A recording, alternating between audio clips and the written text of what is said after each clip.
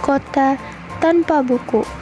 Pernahkah kau ke toko buku, perpustakaan, atau taman bacaan?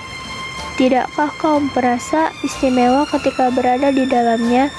Di sekelilingmu ada berbagai tokoh dari dunia nyata dan khayal, tempat yang pernah kau kunjungi dan yang belum.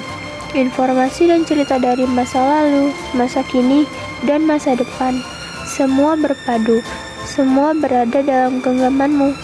Saat berada di antara buku, tidakkah kau merasa menjadi raja dan ratu? Ruang dan waktu seolah menyatu tanpa batas. Kau bisa terbang melintasi sekat negara dan melewati berbagai zaman. Kau bisa menyelam ke dalam samudra, melayang di angkasa, bercanda dengan aneka satwa, dan berkelana di tengah padatnya kota, juga rimba raya. Kau tahu, buku adalah jendela dunia, kunci pengetahuan, dan pintu wawasan. Muhammad Hatta, sang proklamator, berkata, "Aku rela di penjara asalkan bersama buku, karena dengan buku aku bebas." Melalui buku, manusia terbebas dari ketidaktahuan. Tempat-tempat yang dipenuhi buku adalah harapan berkembangnya pengetahuan dan wawasan.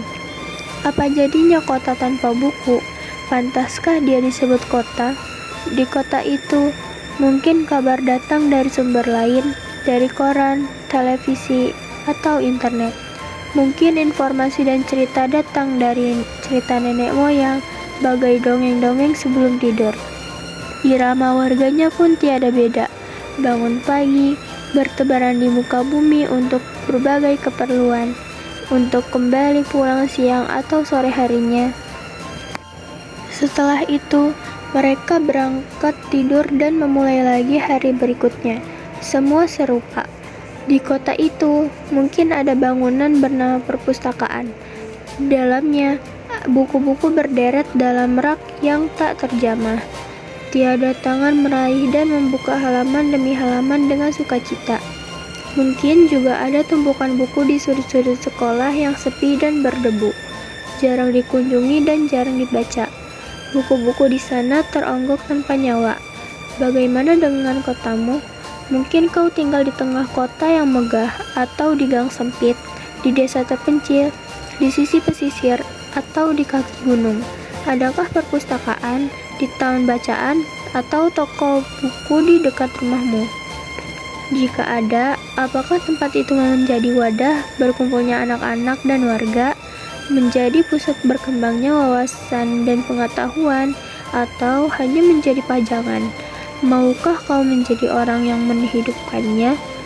Kau bisa mengunjunginya dan mengajak teman-teman membaca dan berbagi cerita di sana. Jadikan tempat itu sumber kegembiraan dan pengetahuan. Jika tempat itu belum ada, maukah kau menjadi orang yang mulai menghadirkannya? Kau bisa memulainya dari sebuah sudut di teras rumahmu. Ajak teman-temanmu memulai langkah baru. Jangan biarkan waktu berlalu tanpa buku. Siapapun dirimu, bersahabatlah dengan buku. Dia akan menjadi teman setiamu sepanjang waktu.